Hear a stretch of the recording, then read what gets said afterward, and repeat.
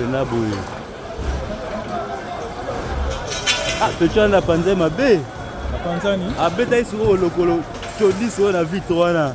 Onde musapi bile katani dena.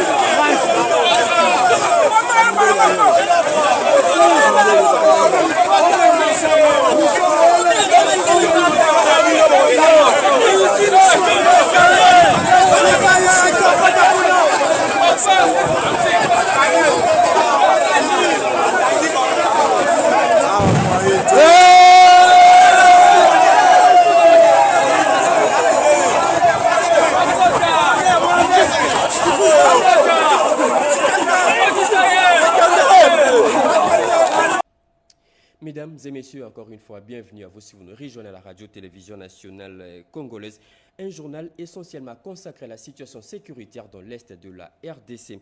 Le chef de l'État, Félix-Antoine Tshisekedi, va dans quelques heures s'adresser à la nation. C'est ce qui ressort hier tard lors de la réunion du Conseil interinstitutionnel présidé par le chef de l'État. Au terme de cette réunion, un nouveau plan de sortie des crises a été aussi élaboré. Regardez. Bonsoir, madame et messieurs. Bonsoir. Aucun centimètre de la terre congolaise ne sera cédé aux ennemis du peuple congolais et le président de la République, Félix-Antoine Tshisekedi, reste intransigeant quant à ce. C'est le lundi 27 janvier 2025 à son bureau africaine, le chef de l'État a tenu une réunion interinstitutionnelle consacrée à la situation de l'Est du pays alors que le FRDC la tentative de la prise de la ville de Goma par les terroristes du M23 soutenus par l'armée rwandaise. Nous avons, comme vous vous en doutez, parlé essentiellement de la question à l'est de la République démocratique du Congo. C'était une évaluation de la situation qui prévaut à l'est et particulièrement dans la ville de Goma. Nous tenons ici, au nom du président de la République, à féliciter la population du Nord Kivu, les vaillants combattants des forces armées de la République démocratique du Congo et les Wazalendo. Nous avons exploré les voies et moyens pour, restaurer l'autorité de l'État au niveau de la province dans le Nord Kivu, qui doit continuer à être administré par l'autorité nommée par son Excellence, Monsieur le Président de la République. Nous avons aussi relevé la question humanitaire. Comme vous le savez, il y a coupure d'électricité depuis près de 4 jours dans la ville de Goma et nous ne pouvons pas supporter cette situation de désastre humanitaire vis-à-vis de notre population. Nous avons aussi, avec le Président de la République, exploré la voie des sorties des crises qui intègrent la question, le volet politique et le volet diplomatique. Et le contenu de ce plan de sortie de crise vous sera donné le moment venu. Enfin, nous vous informons que le président de la République, c'est comme ça que nous n'entrons pas dans beaucoup de détails, va s'adresser à la nation. Pour l'heure, le peuple congolais est appelé à l'unité et au soutien du président de la République dans sa détermination de restaurer la dignité de tout le peuple congolais. Je le dis au sommaire, la ville de Kinshasa vibre des colères en ces moments. Des fumées sont en l'air dans tout le coin de la capitale. Des milliers de Kinois sont descendus dans la rue pour manifester contre l'agression rwandaise dans l'est du pays. Mobilisés, ils ont brûlé des pneus et organisé des marches. Arborés de rameaux ou autres feuillages, c'est les mots de passe. Un message fort lancé aux rebelles du M23 et à Corneille Nangaa. Plus de précisions dans ce reportage de Robert Kalemba et Cédric Kenina.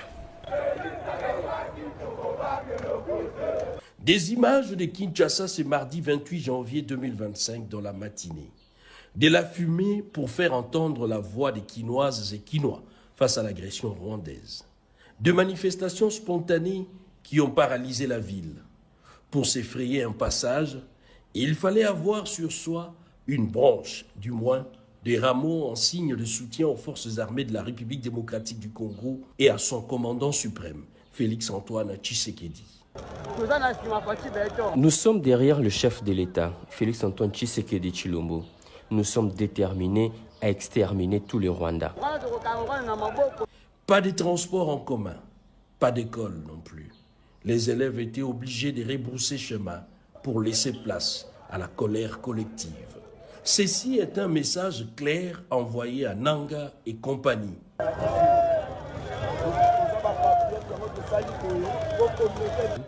Nous sommes des patriotes. Cette manifestation est un vrai message que nous lançons à Nanga, au Rwanda et à tous les autres rebelles. L'armée rwandaise, en aventure en terre congolaise, risque de faire face non pas à une armée classique, mais à la fureur de la population congolaise.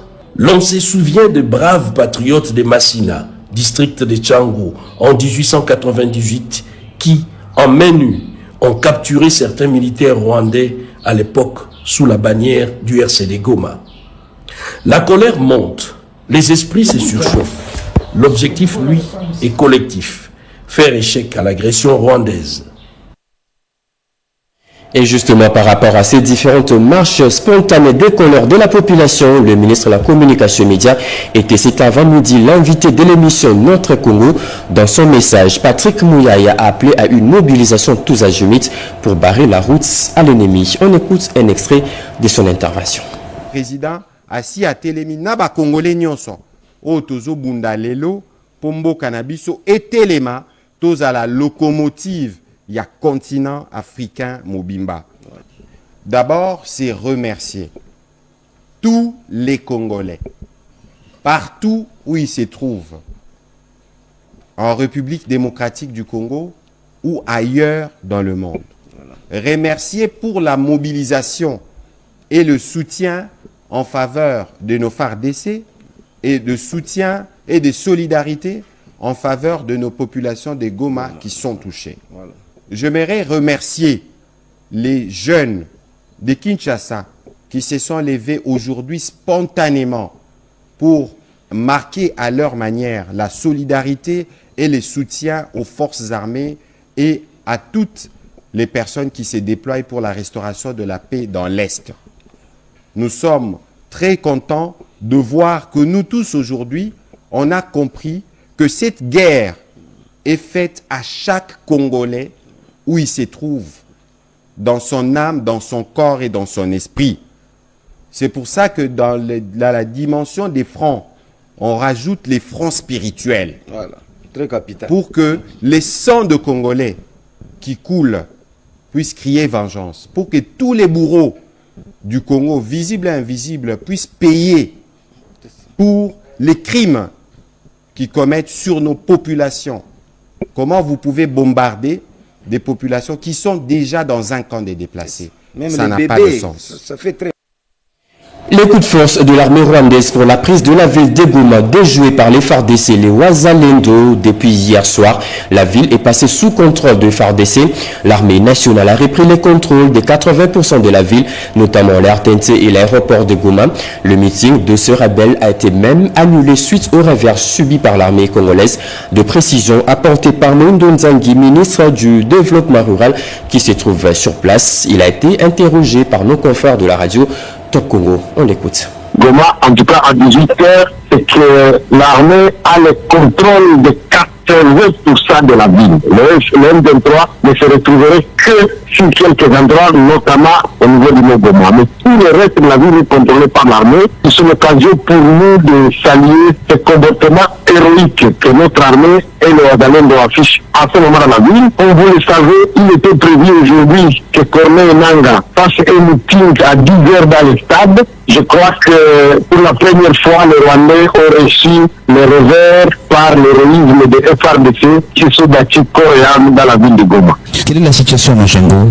elle est contenue par le FARDC, Majengo, Mabangano, la situation elle est plus ou moins stabilisée puisqu'il n'y a même plus de tirs sporadiques. Par contre, dans d'autres quartiers, les M23 sont infiltrés de gauche et droite, il y a encore des coups sporadiques de FARDC. On a appris qu'il y avait certains qui étaient rendus à la MONUSCO, les éléments des FARDC, d'autres qui avaient traversé pour Gisenyi. Ça se passe comment là-bas? C'est vrai, il y a quelques éléments qui s'étaient rendus au niveau de la MONUSCO. Ils ont été désarmés, ils sont encore là. D'autres étaient au niveau de la famille RDC. Ceux qui ont été amenés à Gisenyi, ils se sont rendus à côté de Sinière, dans la ville de Goma. Le gouvernement rwandais les a fait traverser du côté de la frontière pour montrer à la communauté internationale qui est en train de traiter très bien les prisonniers de guerre. Mais ce qui s'est passé à la suite, au niveau de la petite barrière du côté de Gisenyi, entre les militaires et les militaires rwandais, la plupart de ces militaires qui étaient capturés se sont échappés et sont retournés du côté congolais, ils se battent avec leurs camarades. Et qui conduit les opérations du côté des FARDC Wazalendo? Je préfère ne pas vous le dire pour l'instant.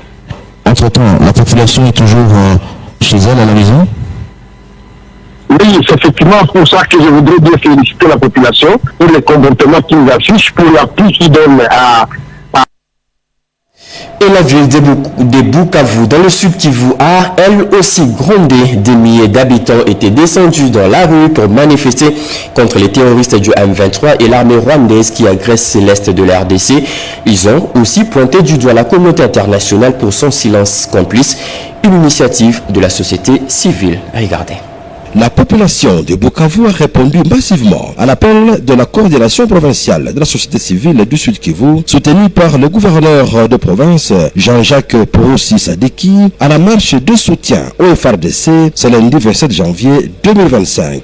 Cette marche, qui a commencé à la place Moséirois jusqu'à la place de l'Indépendance, où un message de patriotisme a été prononcé par la présidente de la société civile, Maître Néné Bintou. Organisation et appelle les autres provinces à se solidariser pour sauver la partie est de la RDC en proie à ces atrocités et appelle à la mobilisation générale de tous les Congolais vivant dans la diaspora pour dire non à la guerre et oui à la paix. Ensuite, les manifestants, constitués de toutes les couches sociales de la population, se sont dirigés au cabinet du gouverneur de province à la Botte, où un mémorandum a été remis au gouverneur de province, qu'avait à ses côtés le vice-gouverneur Jean-Jacques Elakano. La population, on a refusé la guerre. On veut que la paix puisse prédominer sur l'ensemble du territoire national. Et je tenais à vous remercier très sincèrement, mais sachez que nous devons vivre tous ensemble, nous devons nous serrer la main, nous devons nous supporter les uns et les autres et ne pas tomber dans des erreurs du passé. À cet effet, je viens de recevoir le mémorandum de la société civile de vous tous ici et je remercie tout le monde. Je remercie le président de la République, Félix Antoine Tshisekedi Tshilombo. Et je vais faire parvenir ce mémo tout à l'heure à la haute hiérarchie afin qu'ils puissent prendre toutes les mesures appropriées pour faire arriver ce message acquis des droits.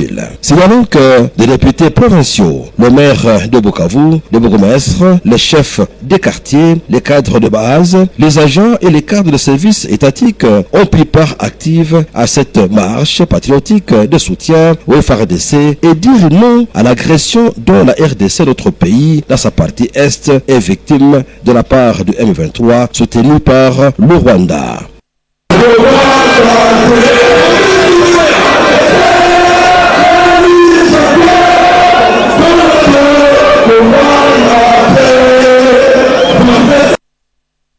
Effigie de Paul Kagame brûlée, drapeau du Rwanda déchiré hier à Kinshasa par les étudiants de l'université de Kinshasa, signe des protestations contre la violation du territoire congolais par l'armée rwandaise.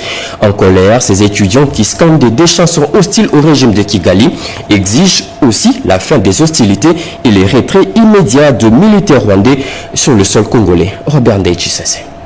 Colère dans plusieurs villes de la République démocratique du Congo, mobilisant de centaines de jeunes étudiants qui expriment leur ras-le-bol face à l'agression et l'occupation des territoires de l'Est du pays par l'armée rwandaise.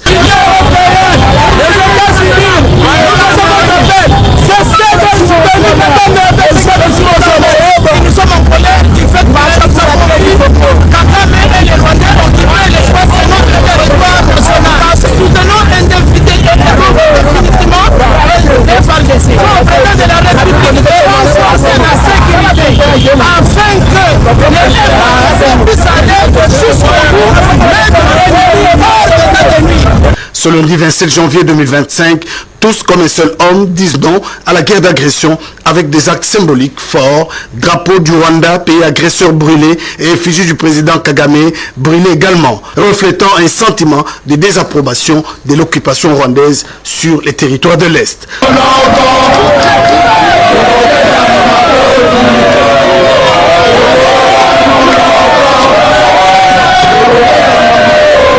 Cette guerre de l'Est a des répercussions dévastatrices sur les populations civiles et les enfants dans les camps de déplacés et nécessite une réponse urgente de la communauté internationale pour stopper cette tragédie. Chaque Congolais doit se mobiliser pour dire non à l'occupation, la patrie ou la mort.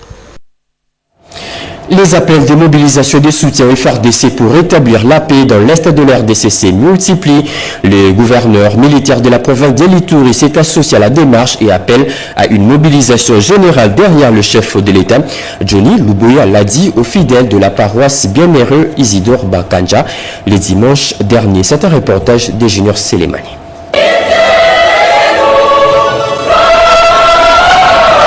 Lors de cette célébration eucharistique, le commandant des opérations et gouverneur militaire de l'Ituri, le lieutenant général Luboyanka Johnny, a appelé les Ituriens à une mobilisation totale pour défendre l'intégrité du territoire national.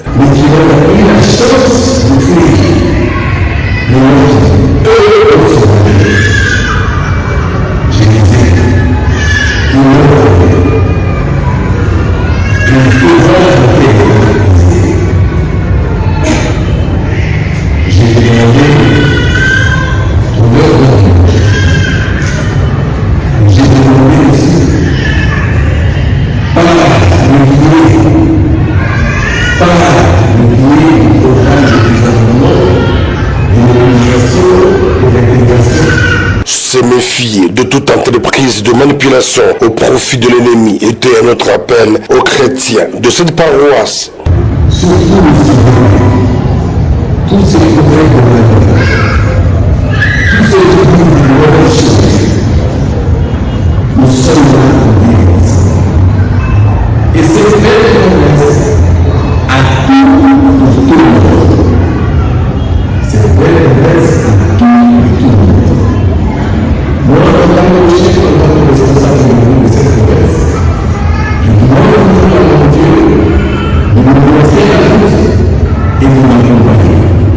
L'agression de l'Est de la République démocratique du Congo, plus précisément au Nord Kivu, préoccupe aujourd'hui l'ensemble du Congolais, d'où cet appel à la mobilisation générale, l'un des credos du président de la République, commandant suprême des forces armées, Félix Antoine Tshisekedi Tshilombo.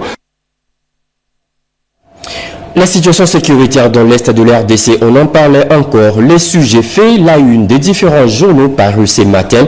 Jean-Pierre Ndolo Demazou et Geresto Fungé ont fait les tours dans différents kiosques à journaux. Suivons la revue de presse.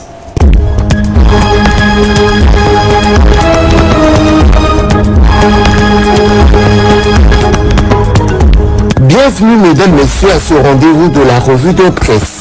Comme en août 1998 avec l'élan patriotique des Quinois contre des agresseurs, Goma, une ville qui ne cède pas, rappelle Info27.cd. Malgré une campagne de désinformation orchestrée par des relais pro-Kigali, Goma demeure majoritairement sous le contrôle des forces armées de la RDC. Selon le ministre du Développement rural, Moïndo Nzangi, les FARDC tiennent toujours 80% de la ville, démontant les rumeurs amplifiées sur les réseaux sociaux au sujet des prétendues victoires des terroristes du 1-23 qui ne sont qu'une façade pour l'armée rwandaise. En dépit des manœuvres adverses, les forces loyalistes ont repris le contrôle de la radio-télévision nationale congolaise, un symbole national de souveraineté.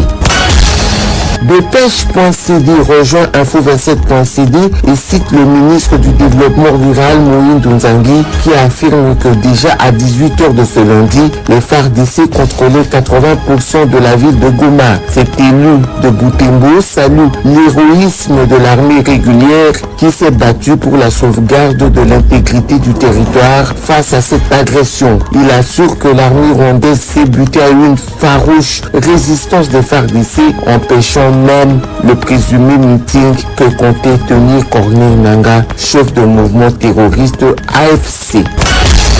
Sommet de l'EAC sur la situation sécuritaire à Goma, Tshisekedi salue l'initiative mais ne participera pas, annonce vraie thématique. Face à la dégradation de la situation sécuritaire en RDC, le président kenyan Ruto a convoqué un sommet de la communauté des États de l'Afrique de l'Est à Nairobi. Comme il fallait s'y attendre, le chef de l'État congolais Félix Tshisekedi ne fera pas le déplacement de Nairobi. Il est clair que face à la situation qui prévaut en ce moment, le président ne pourra pas aller à ce sommet, a déclaré sa porte-parole Tina Salama.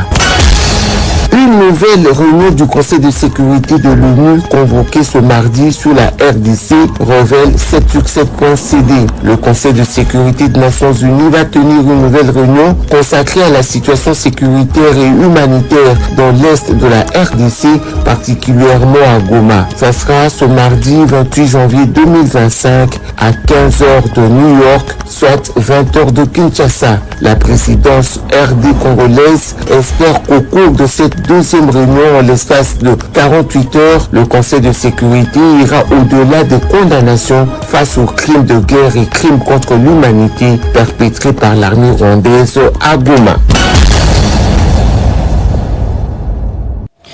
Les forces armées de l'RDC appuyées par les Wazalendo opposent une résistance farouche à l'avancée des éléments de l'armée rwandaise sur le sol congolais.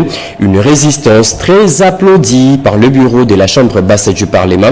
C'était au cours d'une réunion avec tous les membres de la commission défense et sécurité, comme nous disent Anim Balaka et Guy Kitoko dans ce réponse. L'examen de la situation sécuritaire dégradante qui se vit dans la partie est de la République démocratique du Congo face à la violation continue de son intégrité territoriale par le Rwanda et le mouvement M23. À l'issue de cette réunion et après concertation avec les députés nationaux du Nord Kivu, du Sud Kivu et ceux d'autres provinces, il a été retenu ce qui suit. Le bureau de l'Assemblée nationale de la République démocratique du Congo salue les efforts diplomatiques menés par le président de la République, Félix Antoine Tshisekedi Tshilombo, chef de l'État et commandant suprême des forces armées de la RDC, ayant abouti à la convocation en urgence de la réunion du Conseil de sécurité des Nations Unies tenue le dimanche 26 janvier 2025 pour examiner la situation sécuritaire en République démocratique du Congo. Le bureau de l'Assemblée nationale réitère son soutien au président de la République, commandant suprême des FARDC et de la police nationale congolaise et est disposé à accompagner les efforts diplomatiques du président de la République. Le bureau de l'Assemblée nationale soutient les FARDC ainsi que les forces de défense volontaires et patriotiques, dit Wazalendo, qui continuent à se battre pour défendre l'intégrité nationale de notre pays. Le bureau de l'Assemblée nationale appelle à une organisation politico-administrative de la province à partir des zones encore sous contrôle total de nos forces armées en attendant le retour au calme de la ville de Goma. Le bureau de l'Assemblée nationale demande la mise en place d'un couloir humanitaire pour assister la population et éviter un bain de sang dans la ville de Goma. Le bureau de l'Assemblée nationale salue la mobilisation de la population du Sud Kivu ce lundi 27 janvier 2025 en solidarité et en soutien à la population du Nord Kivu et appelle toute la population congolaise de soutenir les efforts du chef de l'État et de nos forces armées pour la défense de la patrie. Dernier virage de ce journal, l'agression de l'RDC par le Rwanda dénoncée devant une centaine de dirigeants et leaders africains réunis à Dar es Salaam pour le sommet sur l'avenir énergétique africain. C'est un discours prononcé par le ministre des Ressources hydrauliques, Teddy Luamba, a aussi présenté les potentialités énergétiques qu'offre son pays, la RDC. Plus de précisions avec notre envoyé spécial, Alain Bekaï. Ces sommets sur l'avenir énergétique africain réunit plusieurs chefs d'État et leaders africains des différents horizons pour accélérer l'accès à l'électricité pour 3 millions de personnes à l'horizon 2030. Dans sa prise de parole, le professeur Teddy Luamba Moba, ministre des Ressources hydrauliques et électricité, a porté la voix de la RDC pour dénoncer l'agression rwandaise dans la partie orientale du pays avant de présenter les potentialités énergétiques qu'offre la RDC pour la matérialisation de ces grands projets. Le plan qui nous réunit, et aujourd'hui nous sommes réunis pour le développement de l'Afrique, l'intégration régionale et qui partage le principe de solidarité ainsi que d'amitié. Mais malheureusement, notre pays a été victime d'une énième agression d'un voisin, alors que nous développons des solutions d'intégration régionale et tous les Rwandais sont entrés dans la ville de Goma ce matin en violation du principe de souveraineté de la RDC, en empiétant tous les principes de solidarité. Et nous avons de cette tribune à ce que le Rwanda ait ses troupes sans condition sur notre territoire et permettre à ce que les bonnes relations puissent continuer et que nous puissions profiter de la paix et de la calme dans notre sous-région. Nous demandons à ce que notre demande puisse être intégrée dans le rapport final. Ces assises ont pour mission de mobiliser le chef d'État et des gouvernements à investir dans le secteur de l'énergie pour permettre aux entreprises et aux millions de familles d'accéder au courant dont elles ont besoin pour développer leur milieu. C'est fini pour ces journaux de la mi-journée.